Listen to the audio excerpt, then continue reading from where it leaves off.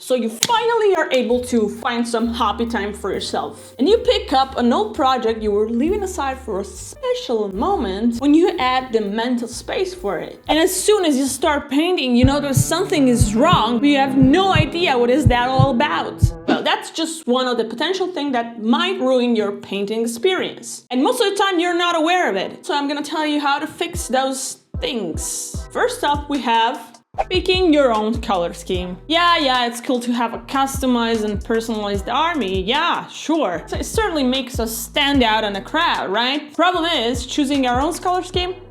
Not easy. Many skills and knowledge is involved to making this choice. So what do? You don't. Simply don't pick one. Just take inspiration from someone who knows what they're doing, who knows more than you about color theory and choosing the blah blah blah blah blah. Let me use a metaphor. Let's just say you want to customize and make more pleasant one of the rooms in your house, whether it's a hobby space or some other rooms. It's more than fair to say that you probably have the skill set to do the deed. Whether it's about applying wallpaper, painting your walls, building shelves, applying painting racks to the wall, other things, plants, and naked women posters on your wall, whatever, you probably know how to do it, but you don't know how to do it. That's why it's much easier to go online, research, and get inspiration and ideas from what other people did. And that's why IKEA has their own showroom in their stores. They're saying,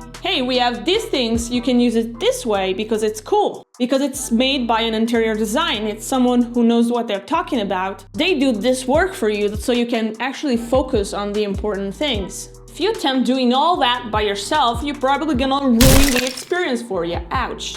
So don't.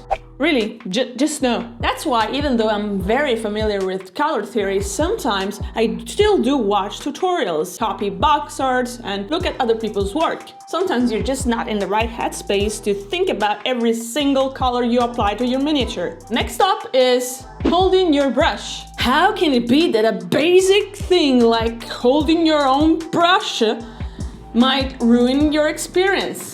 Well, it does. Chances are that you probably hold your brush like you hold a pen. When we write things down, we are used to keep our pen pretty vertical, perpendicular to the paper. Because of course, with regular ball pens, it's pretty impossible to do otherwise. So many beginners might actually bring this habit to the painting desk. Also because most of the times, very simple, basic things are not mentioned in tutorials or lessons or whatever, because maybe advanced painters, they kind of take them for granted.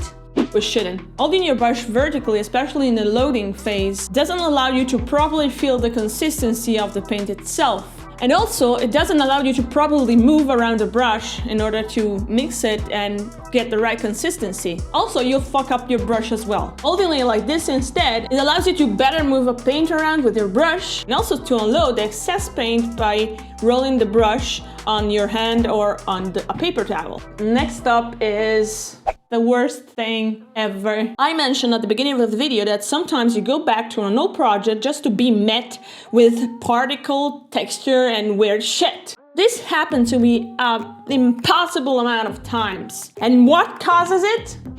Dust. Goddamn fucking dust. And you know what the worst thing is? Most of the time it doesn't even need to be so obvious. Most of the times you won't even see it on your miniature, but it's still there, ready to stab you in the back. Fortunately, the solution is pretty simple. You just have to dust off all the project you pick up after a while. I usually use this fan brush, which is perfect to remove dust, but you can use every kind of brush that you have and it's clean. The real issue here is that we're totally unaware of it, and without you noticing it, disaster will strike. Using dry colors on wet palettes. Wet palettes are great, right? They keep the paint moist and fresh and wet forever and ever, right? Personally, I do think they're a little bit overestimated. Yeah, I guess they are okay.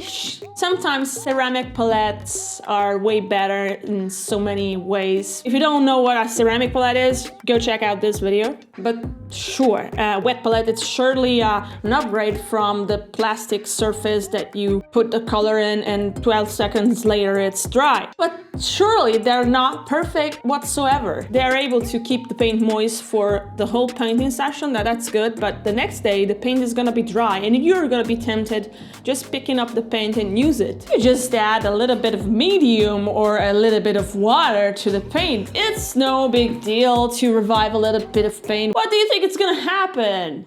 This is actually a big problem because dry paint is really hard to manage. It's not impossible to reactivate dry paint, but it's quite hard. And why would you do it anyway? The risks are way too many, it's just not worth it. If you don't want to waste your paint because you're a little bit cheap like me, you might just want to get the amount on your wet palette that you know you're gonna use in that painting session and not waste any paint. And because the next day, the paint will be dry. And finally, we have using advanced techniques. Yeah, I admit you probably heard of this before. Trying new techniques is so tempting because wow, they're cool. NMM, OSL, wow. Why wouldn't you want to try them? But in this case, I'm not just talking about NMM or OSL techniques. I'm talking about blending techniques you're probably not ready to apply. For example, how do you expect to understand how to get glazing consistency when you're not yet able to get the right consistencies to apply one opaque layer? How can you manage to do some wet blending or feathering if you haven't yet mastered some brush skills that go with these techniques? You won't, and this in the long run will become a burden and it's gonna be hard to bear. Don't neglect the basics, start from the basics. Be clean, be precise, and create something that's readable first, before tackling all the other stuff that's gonna mess you up. Really. Having said that, many other issues might emerge even if you're not a beginner. Issues that I try to solve in this video, so go to check it out, and I see you there.